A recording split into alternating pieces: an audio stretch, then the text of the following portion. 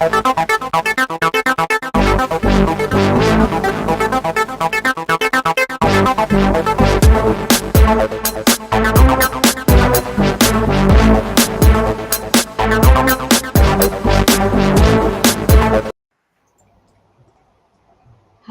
and hello, and a warm welcome to everyone joining our conversation today, where we'll be looking at the connection between a healthy mind and a healthy business. Today's session is specifically not only for entrepreneurs, but for anyone who has an entrepreneurial mindset as well. And to get things started, let me just introduce myself for those of you who don't know me. My name is Gail Withers, and I'm your host for today's discussion. I'm a corporate training facilitator hailing from the beautiful island of Barbados, and I help business owners create training programs designed to empower their frontline teams professionally and personally. I'm also the co host of the LinkedIn Sunday Chat Show with Karen Fraser, as well as the editor of the Epic Entrepreneurship newsletter, which can be accessed by everyone on LinkedIn. For today's chat, I'm joined by Karen Griffith, a mental health counselor from Barbados, Mike Pasco, a mental well-being coach from Canada, and Joy Langley, an emotional and mental growth coach from the UK. So, ladies and gentlemen, welcome. I'm going to get the ball rolling by letting you introduce yourselves as well as tell us just a little bit about what led you to where you are today. We're going to start off with Karen and then go on to Joy and have Mike share with us. Welcome. Thank you so much, Gail. It's a pleasure to be here again, and I'm also really looking forward to being a part of this conversation with Joy and Mike. So, as Gail would have shared, I am a mental health counselor. I have my bachelor's degree in psychology from the University of the West Indies here in Barbados, and I have my master's degree in mental health counseling from Fordham University. In terms of my professional experiences, I've had the opportunity to work with a number of different populations, including adults with developmental disabilities, families, and children as well. And I really got into this field just out of a curiosity into how human beings think and how we behave and how we can be well. So it is something that I have been interested in and really exploring for from the time I've left my school years, and I've been continuing to do that in all through my professional and volunteer experiences. My goal when I work with my clients is really to help them to identify their strengths and then use those strengths to reach their full potential. And for me personally, I'm a very strong believer in all things self-care and living life in balance. And I think that mental health is a really important part of allowing that and your overall health to really flourish. And so that's how I came to be a part of this field, and I absolutely love it. Great. Okay, I should introduce myself. My name's Joy Langley, and as Gail said, I'm an emotional support coach for business people, helping you to build a stronger mind so you can have a stronger business. My whole pathway to this stage in my life was kind of a bit hit and miss. I worked in the early 80s as a secretary and a PA, personal assistant and secretary. I was pretty overqualified, if I should say myself. I had a degree in chemistry and business. And I couldn't find a job of my choice, so I ended up just working, which was fine. I was very depressed doing every single job that I had until I got into the music business, which I loved. And then later on, I was made redundant, and I became a self-employed person with my partner running a business company, which was very exciting. We got to interview stars. I interviewed Beyonce. Can you believe it? That's my claim to fame. And then after that, in my early 40s, I retrained in therapy, and it was more to do with me having a breakdown in the relationship after 15 years, and I wanted to find out who I was. And so that was how I fell into this, I call rabbit hole of wellness, personal development. And, 20 years later, I'm still doing that, elevated from working with, I suppose, people who have clinical depression. And I'm more focusing now on people in business who have similar problems, but are functioning really, really well. But then the emotions take over and things can go downhill. So that's just a tiny bit about me. Great. Mike? Yeah, thank you. So my story is kind of long. I started in the fitness and wellness industry in 1993, and to be honest, not as a lot has changed in that industry since. Other than the real big part is that just the attention now in our environment, our world, that we're actually able to talk about mental health, which is really really important. And over the last 20 years, I've actually put together two incorporated companies. The currently the one that I have right now is Mental Wellbeing for Life, but it resides underneath the Endurance for Life, which I've done that coaching business for the last 18 years. And prior to that, in 2001, I also had a guiding company.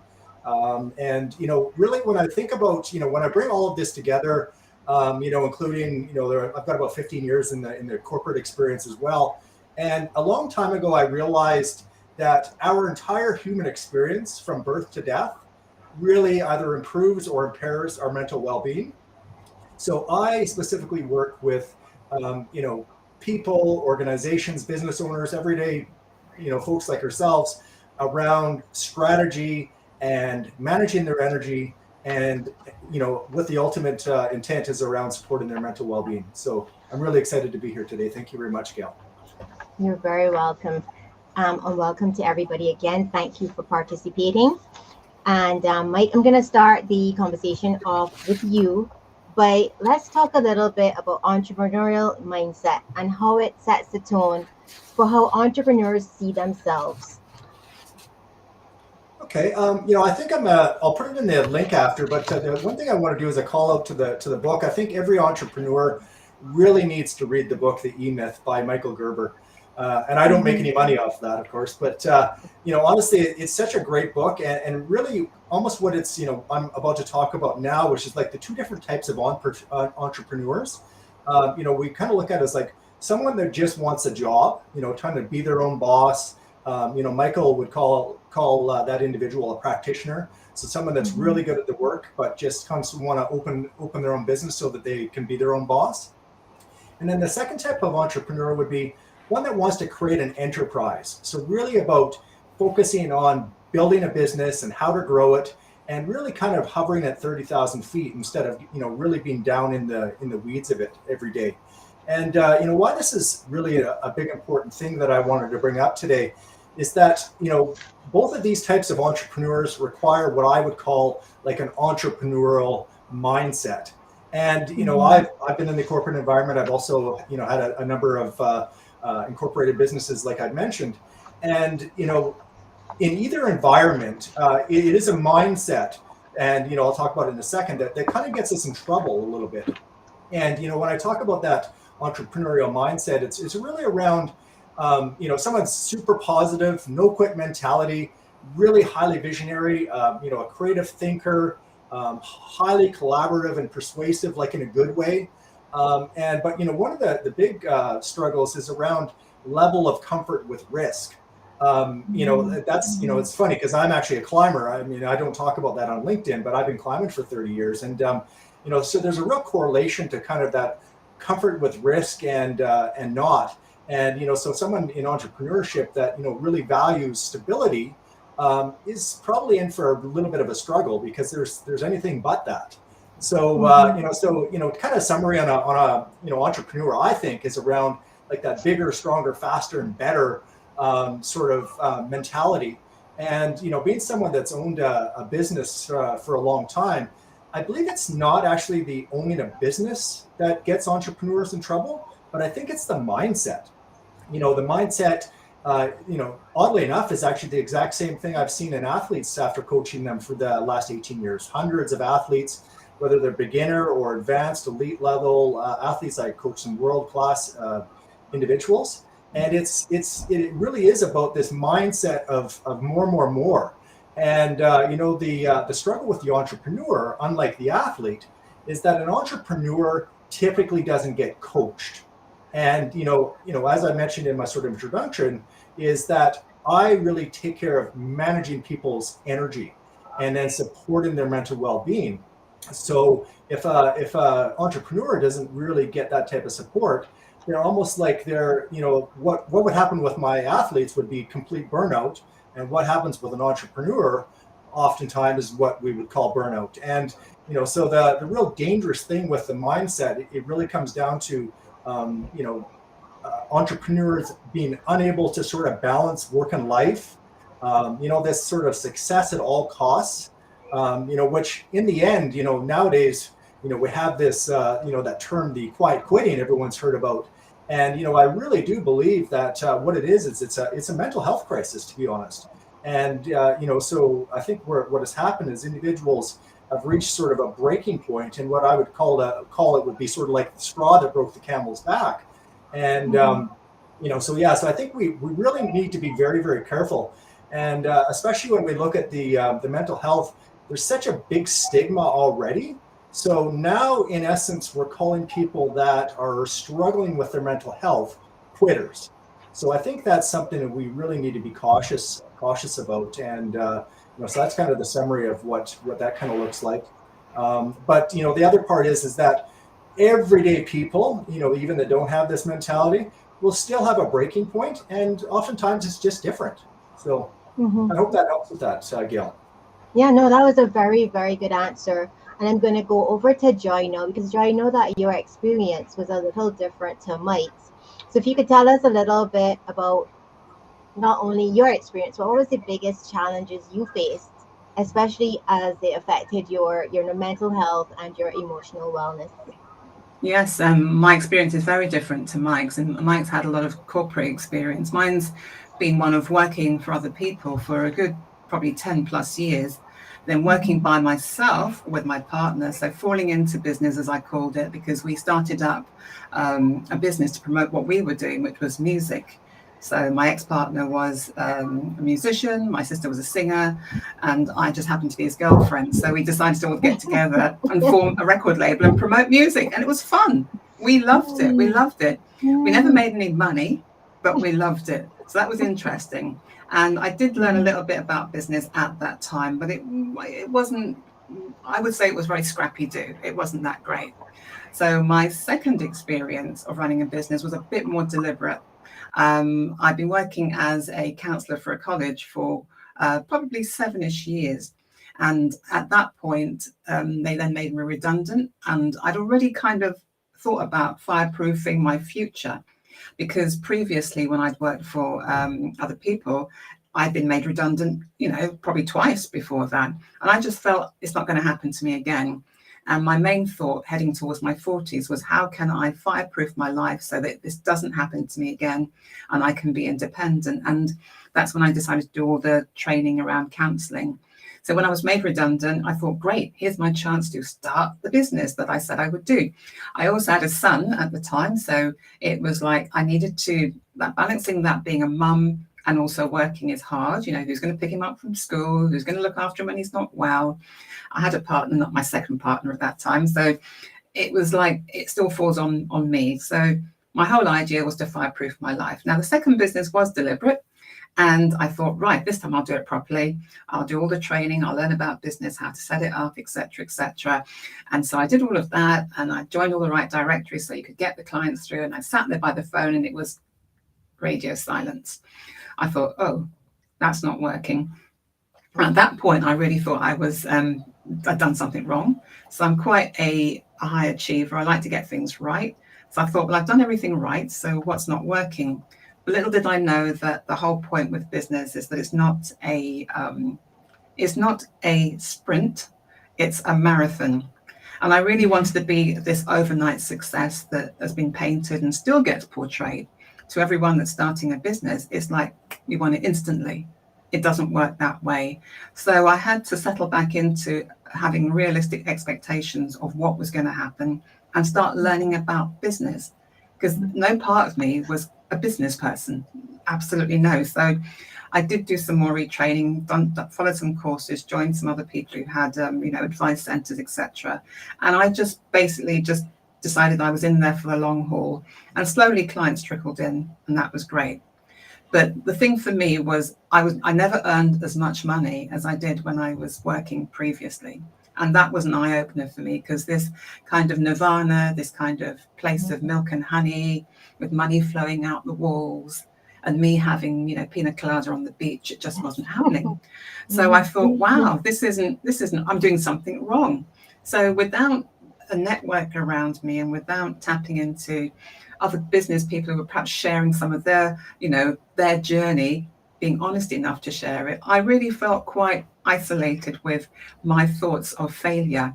And in a way, that was fueled by me deciding that I had to work in the same way as I did at work, which was sit at my desk all day, don't move, wait for the phone to ring, which meant I started isolating myself.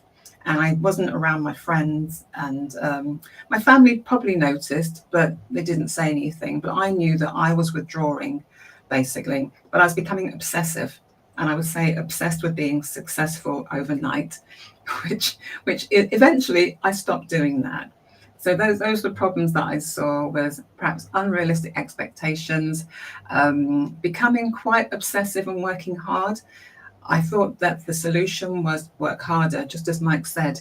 That wasn't the solution. You just make yourself quite unwell, and also then just, I think for me it was, why am I doing this? So the purpose of why I was doing what I was doing. I always loved mental health. I'd had issues myself in my 20s. My mum had problems when she was younger. So it was kind of like I had an interest in it. But I found that I was becoming unwell and I didn't want to give up. I didn't want to be seen as a failure. So I had to rethink, how am I going to do this? And being a therapist at the time, it's kind of like all of those skills, even though I shared it with other people and I was helping them to be well, behind the curtains, draw the curtains back, and I'm kind of falling apart. So I thought, that's not clever. You've got to practice what you preach. So I started Mm-hmm. doing more self-care, and things started turning around. I saw more friends. I just became more comfortable with where I was going. And actually, with time, clients came in, and then I had the referrals. So clients told other people about what I did it well, got them happy. And that's where I am today. But I kind of now progressed from working at the clinical level to working with business owners, because I kind of get what's going on in their heads. Mm-hmm. And they're sometimes lying to themselves and lying to other people, like I did. Yeah. But I think that these stakes are sometimes higher for us as entrepreneurs than it could be for an employee, because employees can work hard, yes, but you know, at the end of the day, you're still going to get your salary, versus as an entrepreneur, you may not know where your next paycheck is coming from.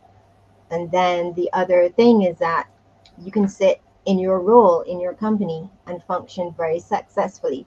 You could be in marketing, but marketing is supported outside of your little space by separate finance. You have HR, you have operations, maintenance, you have health and safety.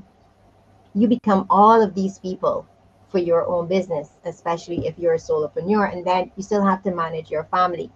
So it was interesting as we were researching and having conversations in preparation for today's conversation, that you realize how many different hats you wear, and how heavy these hats can be on you sometimes, because the stakes are, as I said, a little higher for you, and the buck stops with you. So, Karen, I'm going to move over to you because I like to ask you to share your stats. I know you're the queen of stats. So, do you have any numbers that show us the correlation between being an entrepreneur and mental health issues? And then I also want you to share, like, what are some of the signs we can look for that will tell us when we really need to take a step back and assess what's going on in our lives? Yes, Gail, I can speak to both. In fact, Joy did talk a little bit about some of these things. I'll speak on a little bit later, but you're absolutely correct. Mental health and mental illness, mental challenges are very common among entrepreneurs in this particular population. In one of the studies that I found, a group of entrepreneurial researchers, including the Dr. Michael Friedman, who's a psychiatrist and a psychologist, former CEO as well, at UC Berkeley in California. What they found in their study was that a staggering 72% of entrepreneurs were found to have some kind of a mental health issue, and that's a pretty large number. One in four entrepreneurs, according to this particular study, said that they will experience a mental health disorder in the future.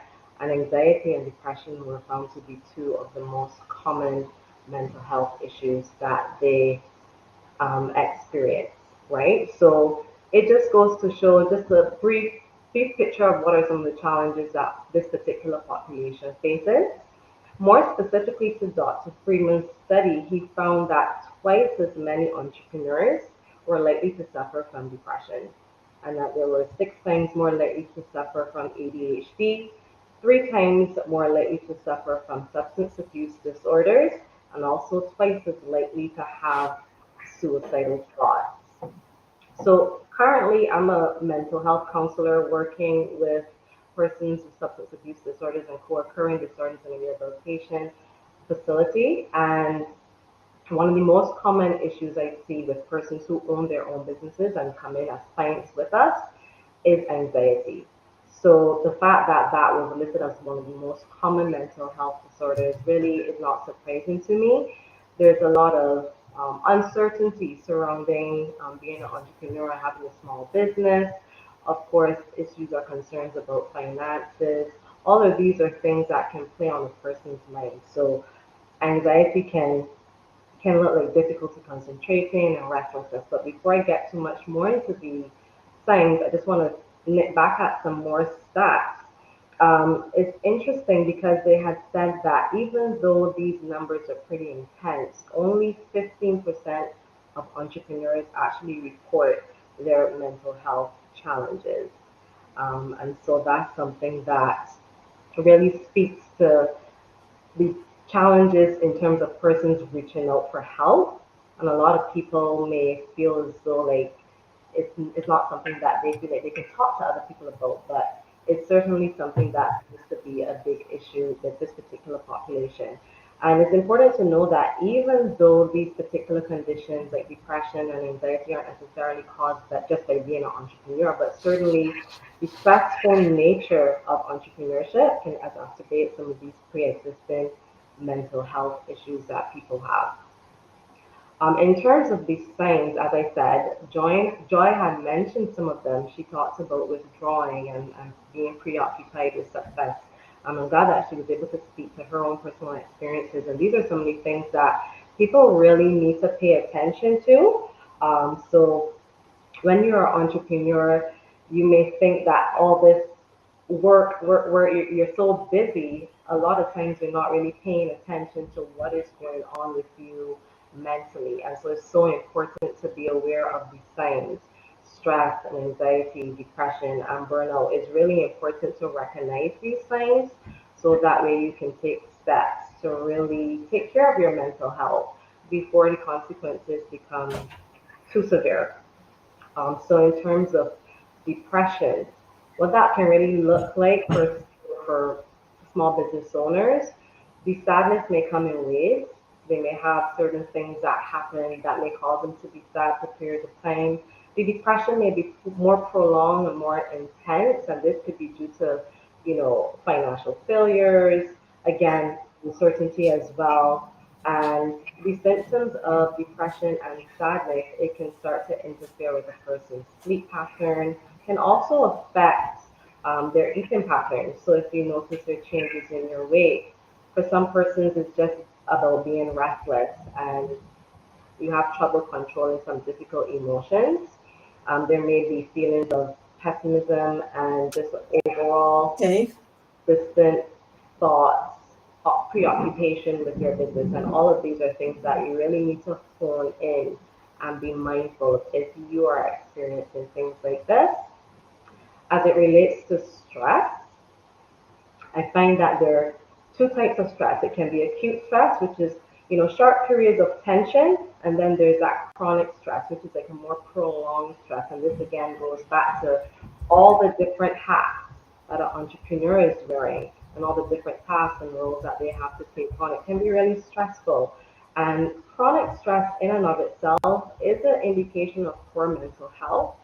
And if it goes unchecked, it can really lead to burnout. For a lot of people, they don't even recognize when they are burnt out until you're already in that place where you're overwhelmed and you're not able to manage. a lot of persons think again that that hectic nature of being an entrepreneur is normal, but in fact and in truth, that could be very that could be very telling of a person who may be going through burnout.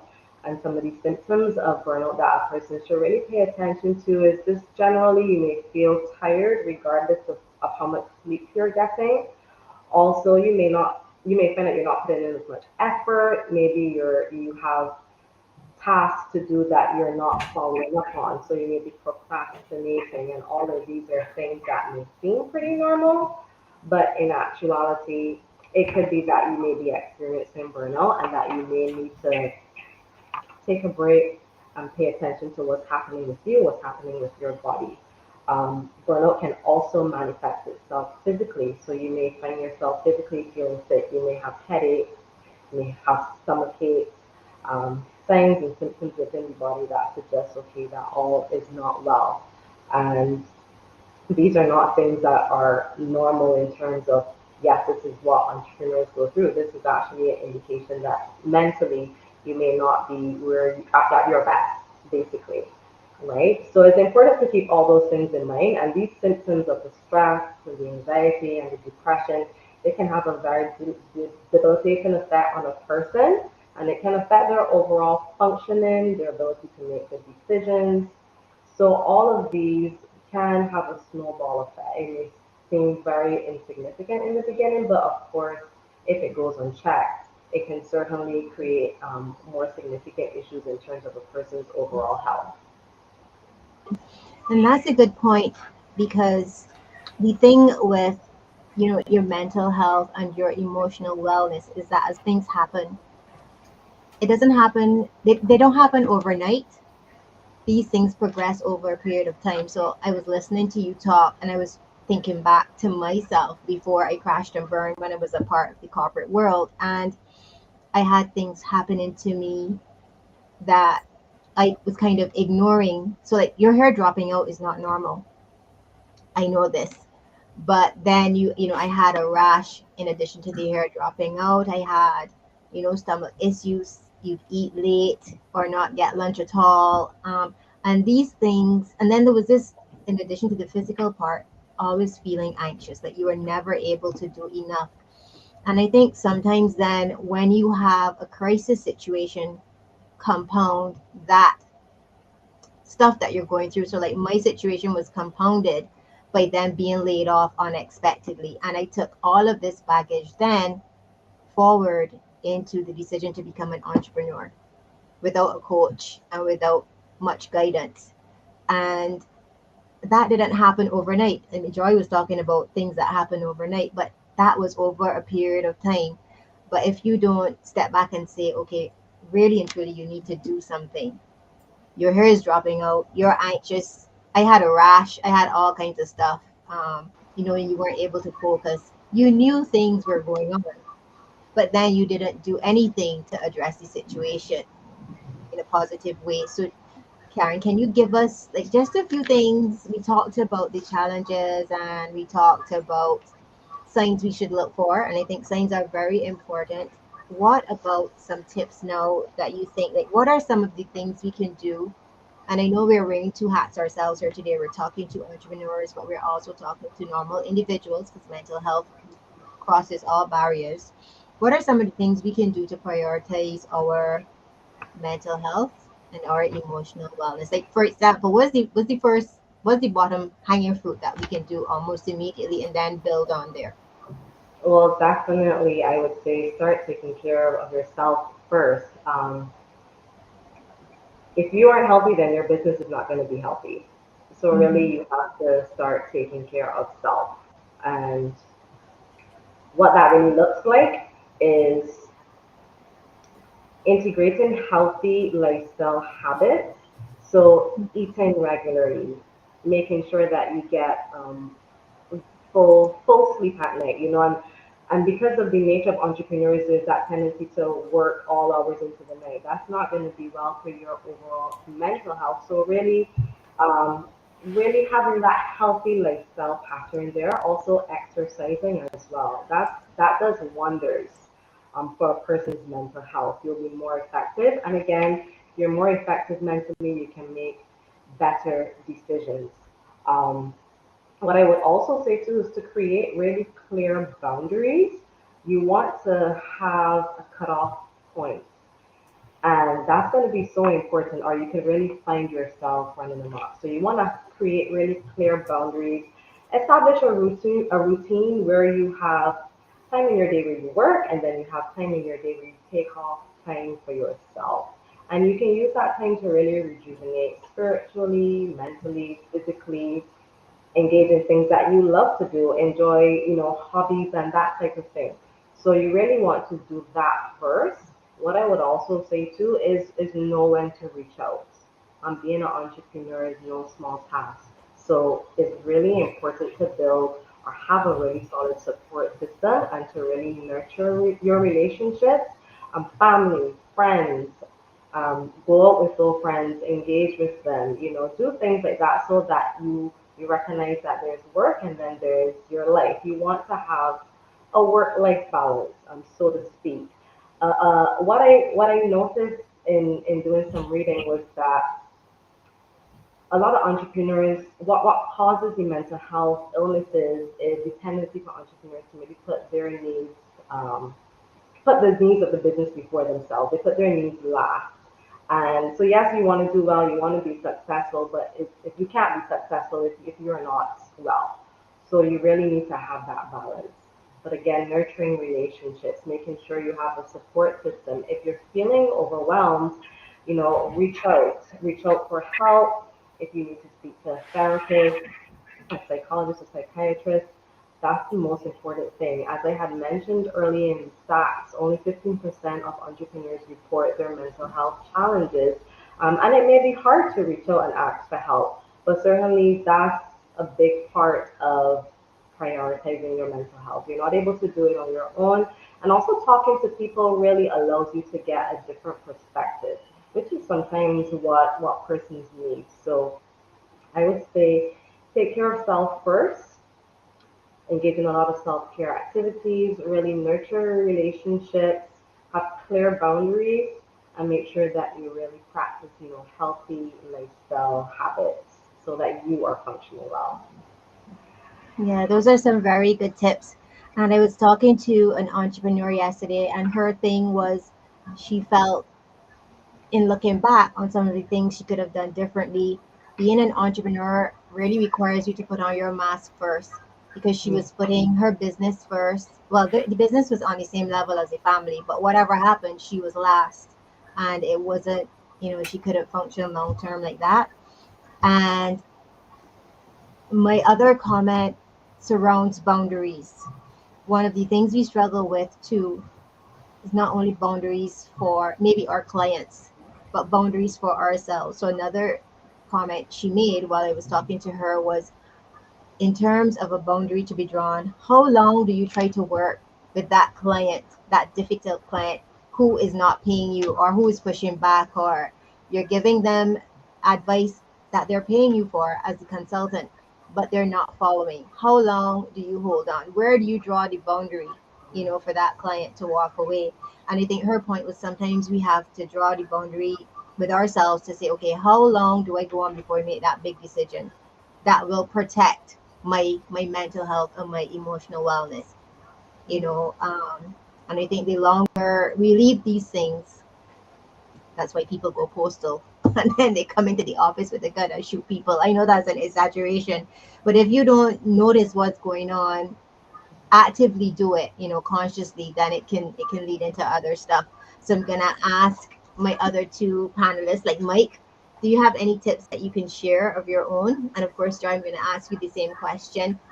Like, what are you doing for yourself to address to prioritize your mental health and your emotional wellness? Yeah, I think I'm just going to have to springboard off of what Karen was talking about. And I really do think it's both for myself and also for other people, is that constantly evaluating your own mental well-being is really, really important. Karen had talked about a number of symptoms, and probably the easiest symptom to remember, and this is for yourself and for everyone, I always say is change. Mhm. So I actually wrote an article a while back around this quiet quitting thing. And I think that it's, as I mentioned earlier, I think it's kind of underestimated at the impact of this, because it really is a mental health concern. I'm pretty confident that probably 99.9% of the people that are quiet quitting is due to a mental health concern. And, the thing is in order to be able to notice that you've got a mental health concern, you're looking for that change. And, one of the incredible resources that I've been working with myself and for all the other athletes and other individuals that, keeping an eye on their mental well-being is it's called the Mental Health Continuum. I put it into the chat. It is a link. And what it does is, if you want to think about it, it's sort of like a grade kind of from green to red. And the interesting thing is that years ago, I was going through a bit of a struggle myself. I've shared this on LinkedIn, and I could actually see myself going through the particular parts from green to red. And, it's got all of the symptoms that Karen spoke to earlier. So, it was really, really good in that way. But it's also a great tool for looking at others. So I think a really, really big piece of this is also turning to other people and getting them to sort of look out for you. And I'm going to talk about that in my second tip as well, is getting sort of some connections. But it really is about proactively talking about your struggles. And, as I mentioned earlier, all of our human experiences from birth to death will improve or impair our mental health. And, the secret here is just don't let it build up. And, oftentimes, one of the topics that, people have sort of mentioned over this last couple of weeks as we are starting to get closer to this event, they're talking about men and kind of this mentality around, toughness, et cetera. And I wanted to say, to refer back what I said earlier, which is it's actually a mentality. So it's not a gender, it is a mentality. So as I talked about that entrepreneurial mentality and, that must have more, stronger, faster. So, if you've been raised to be tough, not talk about your feelings and suck it up, honestly, this has never worked. And to be honest, in addition to that, it's the only thing that's going to really do for us is start to actually increase our suicide rates, which is really, really scary. Because there's so many people, entrepreneurs, I think that I can't remember if it's been mentioned yet, but I think we're upwards between 40 to 70% of entrepreneurs are impacted by mental well-being concerns. So, really it's about, if you're experiencing a change, it's about, getting on it right away. And, some of the stats I've seen and it's kind of scary, is that there's, over 800,000 people globally die by suicide. So that comes out to be about 1 every 40 seconds.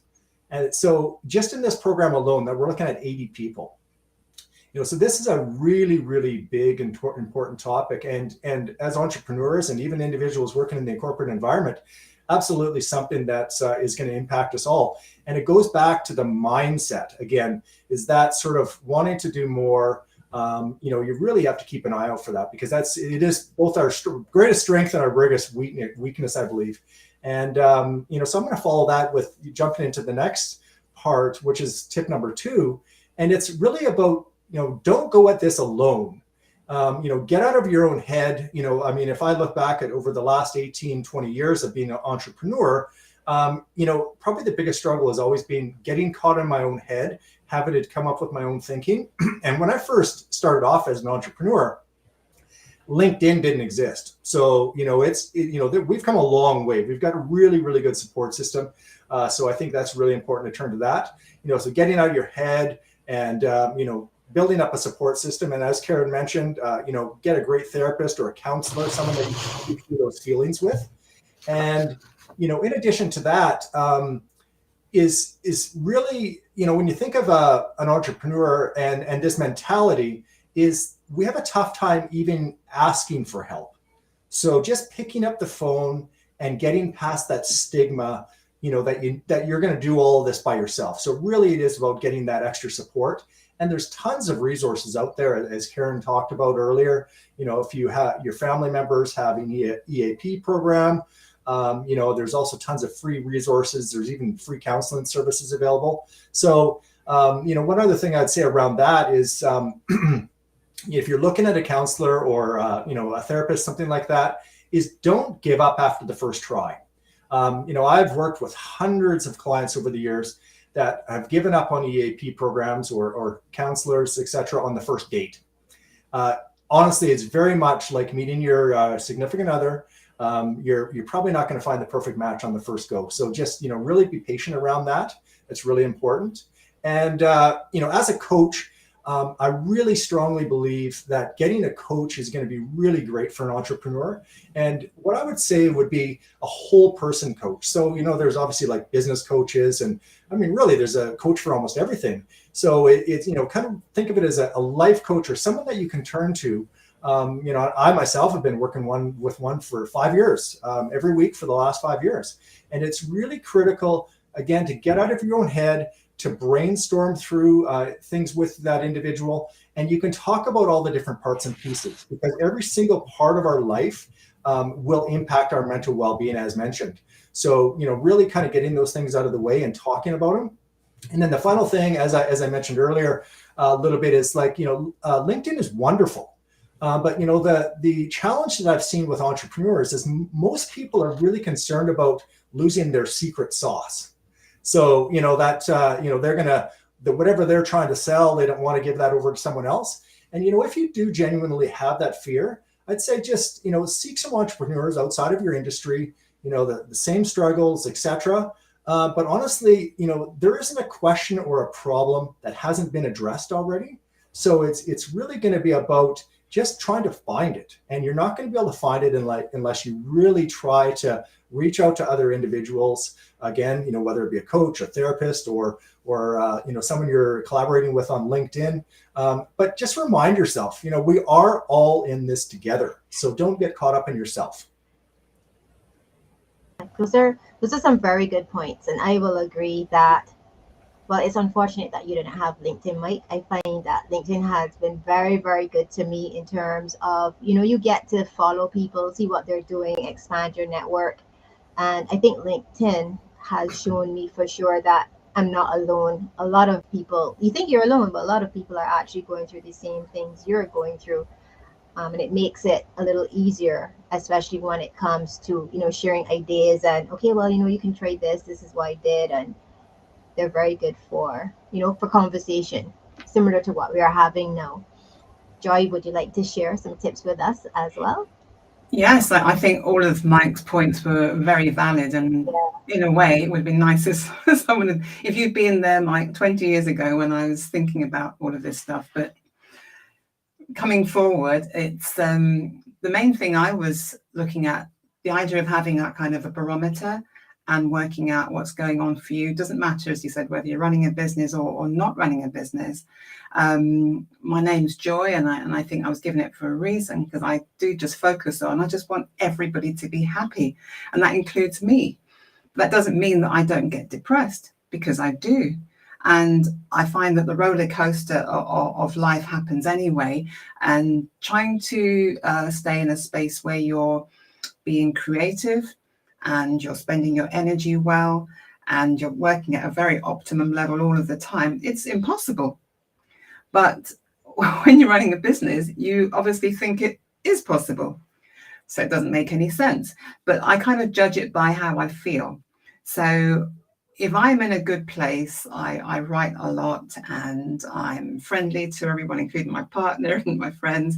When I'm not, I'm quite, I get quite insular, and I'm just not good fun to be around. So I just generally have two ends of a scale. If you get like a ruler or a straight line, happiness and sadness, and just work at how you go up and down that, like playing a piano, the black and white keys, how you go up and down that.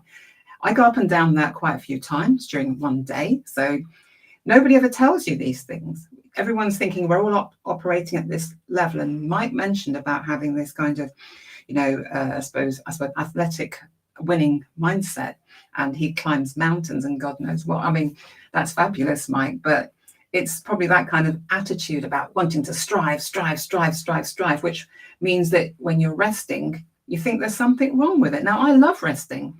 And someone in the comments, I think it's Lynette, mentioned about, lying in bed and watching Netflix. For mine, it's like eating chocolate. I'm like, why am I eating all of this chocolate? So I kind of know when things I'm either trying to avoid something, procrastinate, or or I'm well. So I look at my own personal signs, and that's the main thing. You know what they are. So going back to working, just starting out working, it was a case of every job that I had, I was fed up after about a month or two, completely depressed, had to stay there for a bit longer to get my CV looking good. And then I left. And it was like that until I fell into the music business and I got into the record business. It was something that I loved.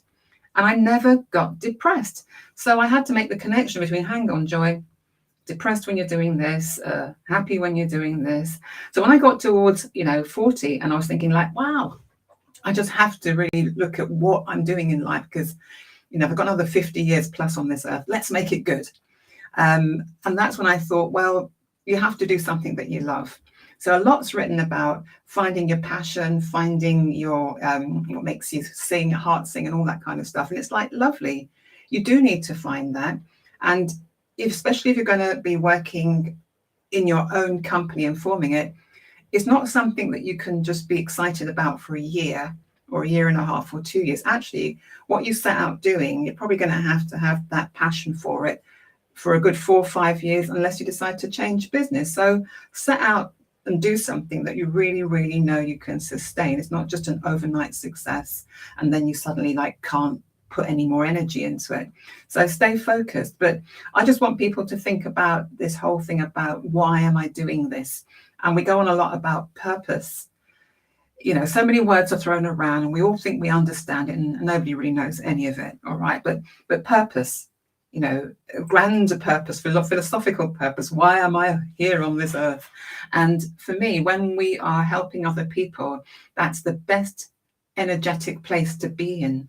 It does generate a lot of good energy. And I love this idea about when you give something to somebody, it's a great gift because you're also giving something to yourself, because they feel good by receiving something and you feel good by giving something. So I think most people, running a business, whether it's a service business or whether it's a product, they're hopefully wanting this transaction between me and you to be something that makes you feel good. I mean, every time I work with someone, I just want them to feel good. Of course, the transaction is monetary, but I get a lot more than their money, be quite honest. I get a lot of energy from other people and I learn a lot about people. And Karen mentioned earlier on about, just liking people and liking their minds and trying to understand it. And that's kind of one of the reasons what I wanted to, when I started, I just want to understand people. So I just think remembering, why am I doing this? What's my definition of success? And everybody's definition is different. So I get sucked in by all of this billionaire mentality. It's like, actually, I don't need to have billions. I probably only need to have this much. And I'm actually really, really happy. And I have to keep on revisiting that, because the success which I'm trying to follow, just somebody else's footsteps, is not what I want. And you have to remind yourself of, what is it that I need? What makes me happy? And come back to that. And the self-care, Karen, I'm sorry, I'm guilty of not looking after myself. I'm not very good at exercising. I'm not, I'm thinking, I was listening to Karen, I was thinking, like, it's just hiding, in shame, really. But I do know when I'm not well. And I think you just need to pay attention to it. And this whole thing about burnout, which is another word which people probably don't understand. But if you've been unwell for, a good week, 2 weeks, it's not the flu or this terrible stuff going around, then what is happening to you? You really need to work out, what the hell's happening to me? And it's your responsibility to take care of yourself, because there's no one else, as they say, that's going to rescue you. So business isn't easy, but it is not easy. I that's was going to say, nobody's my coming to get you. That's Joy. my Nobody's penny coming worth. to That's get my you. penny worth. Before we go on to the next section, I will say that, it's good to come together and have a conversation, but looking back, it's not easy. I'm thinking of your last comment versus what Karen said about, less exercise, less eat healthy, let's do all these good things. But sometimes when you are in it and you have a deadline to meet, you're gonna, well, in some cases, people forego the exercise at 30 minutes, 45 minutes, because you need to work on the deadline, or you're down in the trenches and you should eat lunch at a certain time or take a break, and you don't. You work right through, and it builds and it builds and it adds up. So Joy, you're correct. But unfortunately, sometimes it's not a week, it's not 2 weeks. After a month or two, you look back and you're saying like, OMG, like what was I thinking? What was I doing? And we know too that if you don't take that break, I mean, I experienced that personally. If you don't take that break, your body's going to take that break for you. So I go back to drawing those boundaries and making those decisions. Am I going to work through my lunch time, my break time, my exercise time? Am I going to do that all of the time? Maybe for 4 to 6 weeks, which is the time I'm working on the project, so that at the end, my body is going to say, okay, you see, you did not listen to me when I was talking to you. Take 3 months off and lie down in that bed and you can't move. Because it's a balance. It's a balance. But if you don't step back, sometimes you have to pay the price and, pay the piper in the end. So I see Karen nodding and nodding. And I'm sure all of us, can relate somehow in some small part to that. And what I'd like to do is based on everything we've said before in my last few comments. And I'm just going to I'm going to say hi to everybody who's joining us, especially Susan. Susan is from Vancouver. And the thing is that Susan is saying that sounds like me. But it's not only you, Susan, it's you and so many of us that tend to put ourselves and what we need, on the back burner. And then we have bigger stuff to deal with. So I'm gonna ask. Let's start with Mike. Mike, we're gonna give some advice now. What's the one piece of advice you'd want people to take away from today's session? What's the one biggie thing, if nothing else, that they didn't remember from anything that we said today? What would you want them to remember? And I think I have to almost summarize it. I think a little bit of advice around some reflection. And it was kind of, Joy actually brought it up a little bit earlier as well, as sort of reflection questions. Do you have an entrepreneurial mindset? And if you do, knowing that you're actually setting yourself up for some concern, because this mindset that I've spoken about throughout is something that has some, as I've said it earlier, it's our biggest strength and our biggest weakness. It's going to drive us to do incredible things, but at the same token, it will drive us down really, really quickly as we're trying to fit everything in, because we're not good at doing the work-life balance thing. And I guess the second question would be, why are you in business or thinking about going into business for yourself? Is this something that you specifically are looking, as I mentioned earlier, is this a job, or is this like, speaking for myself, I have these huge aspirations that, I've said over the longest time, I've said that, whether I'm at a corporation or in my, well, if I'm working in a corporate environment, I've often said that I feel like a square peg fitting into a round hole, meaning that even if I'm in a corporate environment, that I am going to be having this entrepreneurial mindset, and it can get you in trouble, because everyone gets a little bit, they get impacted by it almost looks at like it's aggressive, I think, in some ways, because you are so driven. So, really, why are you in that? And then again, putting it back to your business. And then, what is it about being an entrepreneur that you value more than working for someone else? And, I could say that we can honestly look back over the last 3 years around COVID. And, the values, the things that you've discovered over the last 3 years that you kind of all of a sudden got back, like work from home or, different things like that, you can put those into words, into values. So I've always known that I've really valued, flexibility and adventure and, learning and all that sort of stuff. So, I really need to have an environment like that. And being an entrepreneur brings that. And then, of course, there's a flip side to that. And then the last question that I would say, and again, this is more for, to think about, and this is all going to be in the chat for you for afterwards, is, do you have a business strategy? And I think why this is so important is that because us as entrepreneurs, we go into this, I get up every day at 5 o'clock, and then as Joy talked about, you kind of just get into it and you kind of go. But if we don't have a roadmap, we don't have a plan, it can be a little bit difficult to ever think that there's enough. And I think that's going to be really important, is just having that strategy to really lay it out and say, okay, this is enough. So those would be my Where's that ads. noise coming from, guys? Wow. Sorry, I couldn't hear you, Mike. Are you okay, Joy?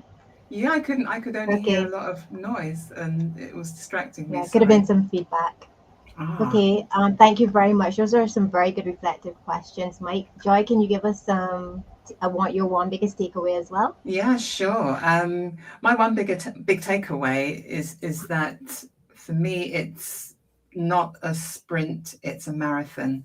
And I think if someone had told me that it was not just a couple of laps around the circuit, Joy, because that sounds like a marathon to me. It's a traipse from where I am in the UK to where you guys over Canada or Barbados. I would have said, wow, is it that far? I'd have been a little bit shocked. So I think a bit of realism would be a good idea. Getting some money behind you in your bank account when you start out, because if it's not going to be an overnight success, then you better make sure you can have the money to sustain yourself. I'd also encourage you to maintain your networks, at least, as I said, during the day, so you can have those breaks. It might be people that you meet up with, getting away from the environment that you live in, because I can be within these four walls and get quite entrenched in that. So I have to make an effort to leave, despite what kind of schedule I think I have. And the self-care, I would like to think I do look after myself, although I can be very neglectful, because I know when I'm unwell, and I judge a lot of what I do by how well I sleep, and whether I'm eating properly, and whether I'm meeting my family or friends at the weekend. And if those three things are in place, then I'm actually doing all right. But sleep is at the top of my agenda, because if I don't sleep properly, then I really, really cannot function. So sleep 7 to 8 hours, if not more. They go on about 9 hours nowadays. I'm thinking, yay! But some people only want 5 or 6. And I think, well, okay, that suits them. But I know what makes me function. And my brain needs to work. I talk to people every day. I need to be able to string a couple of sentences together. So, and also at the end of it, it is going to lead to some creation of money. Fair enough. The two go together. But healthy mind, healthy business, title of this whole thing. That's the theme of this whole talk, isn't it, Gail? I agree. And Karen, what would be the one biggest takeaway you'd want our viewers to leave with today? I would say for me, my biggest takeaway, especially from a mental health counselor perspective, really is to make time for your own mental health. I see Lynette, she made a comment here, the why is really what keeps me pushing. And I think that's always really good to have that be there, that motivation to keep going. But you really need to be able to balance, balance your work, balance your life, and remember that you too have your own needs that need to be met and maintained. Building a business really takes time and dedication and a lot of tolerance. So it's really important, to keep nourishing your mental well-being, even when you feel like that balance isn't where you really want it to be, and you feel like giving up. It's still really important to take care of yourself, mentally and physically and emotionally. I think that would be my biggest takeaway for our viewers today. Great. And I'm just going to read what Lynette says because her comment is a little long, but very meaningful and insightful. She says, the why is really what keeps me pushing. I believe wholeheartedly in the reason slash mission of my business. I want to do it. I love it. I'm always drawn back to it whenever I think to venture back to an easier road. And I think that's really important for us, to remember.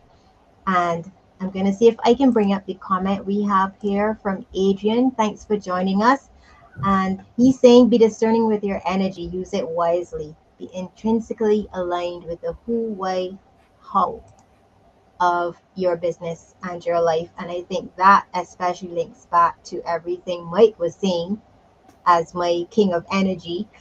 I call my king of energy because it was only from these conversations that I realized how important our energy was, and then what we invest that energy into, linked again to what Joy is saying, because joy is so much a part of your energy, and what your joy in your life and the things you do with that energy will all add up and add to your emotional wellness and help you prioritize your mental health. So before we go, I'm just going to invite Joy now to tell us a little bit about, she has an online course that starts in December. I'm just going to put the link up. So Joy, can you tell us a little bit about your course and what it's about, Yes, please? I can certainly do that very, very quickly. I've got a 5-day challenge course that you can do, and it's a very, very minimal price, which I think the link has been dropped in the chat. You doing that for me, Yes. Gail? I am. It's called Positive Mind Mastery. So this is my way of encouraging you to make some inroads into looking at your own mental health, looking at the breakdown of it, why stress happens, what drives it, the self-talk, and how you can solve it. So I think it's a very doable, very enjoyable course. I would say that, but I'm on it, but it's good stuff. I also have a book which kind of semi-accompanies it, and it's called Navigating Stress, and it's available in all good bookshops, Joy Langley. And just let me just say that the gentleman that was on, Adrian, is my coach. Mike mentioned about having someone good to coach you on a regular basis when you can afford it. It will make a huge difference to how you fare, and it will help you to have longevity in your business. So thank you. Are you working on a second book, Joy? Well, after listening back to the replay of this, I think this might be a book. Okay.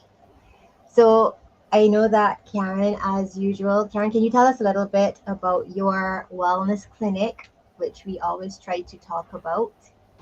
Um, I'm going to put Karen's email address up for everybody in case they want to reach out to her from Barbados. Yes, Gail, persons can reach out for us for information of services with our wellness clinic. So in addition to rehabilitation, we have also expanded our services. So we also provide counseling, individual counseling or group counseling sessions for persons who may be struggling with challenges in relationships, finances, or their work, or any type of issues of that nature. So persons can certainly reach out to us, and we also have a hotline as well. The number is 246-243-0038, and that's a 24-hour hotline. So any person that may be struggling with any mental health challenges, you can feel free to reach out to us so we can have a conversation and see how best we can assist. Great. So Mike, it's your turn now. Tell us a little bit about what you have going on, please. Well, you know what? I look at it over the last 30 years. I feel like I've kind of come to this culmination of where I belong. And as I mentioned earlier, I really strongly believe that everything that our human experience every day, comes back to a positive or negative impact on our mental well-being. And so as a coach, as a strategist, I really am here to support individuals, people within corporations, etc., around how can we look at creating experiences within these environments, and even for looking at strategy, as I talked about earlier, for entrepreneurs. How can we put together things so that it has a positive impact on their mental well-being?